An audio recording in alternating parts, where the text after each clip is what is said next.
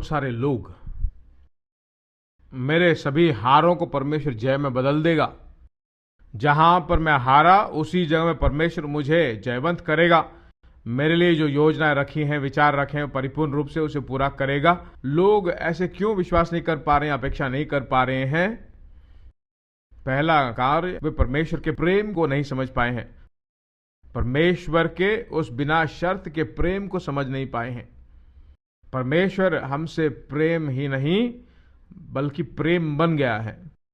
वो उसने प्रेम नहीं दिखाया बल्कि प्रेम बन गया। एक जगह बताया गया है, यीशु से जैसे प्रेम करता है ठीक उसी तरह हमसे भी प्रेम करता है। यूहन्ना 17 के अनुसार यीशु की तरह कैसे प्रेम करता है? उसने पाप नहीं किया, निष्पाप है, बिना सोचों में शब्दों में पाप नहीं किया, उससे प्रेम करे तो वो ठीक है। मुझसे कैसे प्रेम कर सकते हैं? परमेश्वर का प्रेम जो है बिना शर्त के बाहर है, अनकंडीशनल लव है। हमारा प्रेम शर्त के आधार पर है। दूसरी बात, परमेश्वर का एक और गुण आपको समझना चाहिए, वह सर्व ज्ञानी है। यह भी समझ जाएं लोग। परमेश्वर आपसे क्या प्रेम करता है, क्या करता है कि नहीं? हाँ, जगत की उत्पत्ति से पहले ही, माँ के कोख में हमारे अंग उत्पन्न होने से पहले ही परमेश्वर ने हमारी जिंदगी को लेकर योजनाएं, विचार रखे कि नहीं?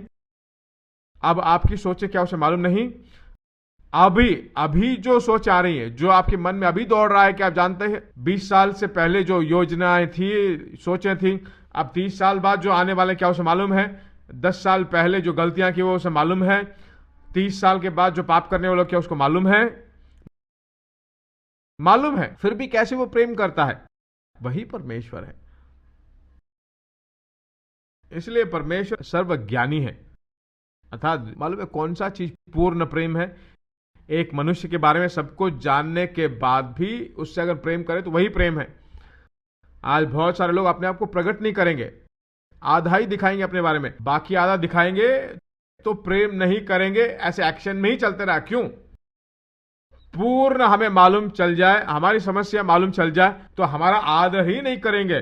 तो इसलिए कभी अपना बक्सा मत खोलो, बक्सा बने रहे, सुगंध आती रहे, कभी अपना बक्सा खोलो ही मत। लोग बोलते हैं ना, लोगों के सामने अपना बक्सा मत खोलो। क्या नहीं सुना वो कहावत, अपना बक्सा मत खोलो? उसका मतलब है खोलिए मत, कभी खोलिए मत, अपना बक्सा खोलिए मत। पर उसको मालूम है आपके बक्से में क्या है, आपके बक्से के अंदर क्या है, सब उसको मालूम है। ऐसे होने से भी वो आपसे प्रेम करता है। वही परमेश्वर का प्रेम है। यूहन्ना सुसमाचार में समारिया की स्त्री से पूछता है ना, वो नाटक करती है, ऐसे बोलती है जैसे कोई गलती की नहीं उसने, नाटक करती है, थियोलॉजी बोलती है परमेश्वर से ही, प्रभु से ही। तो परमेश्वर ने पूछा उससे कि जाकर अपने पति को लेकर आओ।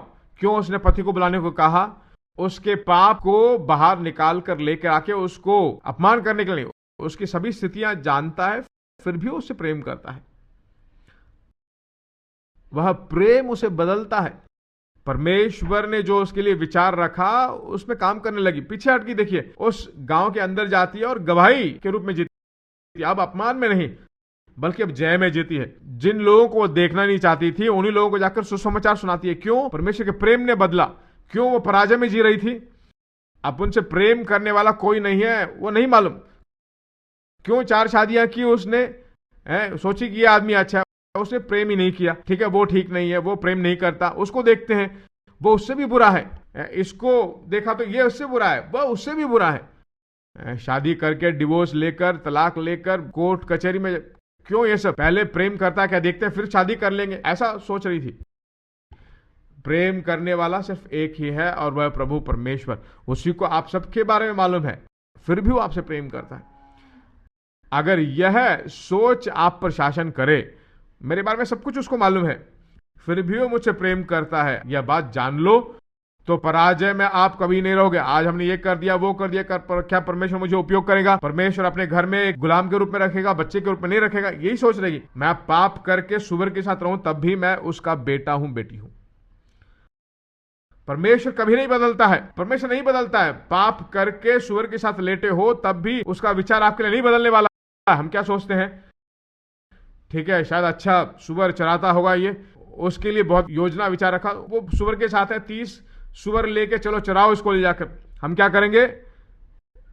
10 साल इसने ट्रेनिंग लिया होगा कैसे सुअर चराया जाए, सुअर का डिपार्टमेंट उसने नहीं खोला है। हमारा पिता, वह पिता देखिए, उड़ाऊ बेटे का पिता, उसकी सोचें कभी नहीं बदली, योजना कभी नहीं बदली। वही परमेश्वर है, आपके लिए एक योजना रखा है, विचार रखा है, वह कभी नहीं बदलेंगी।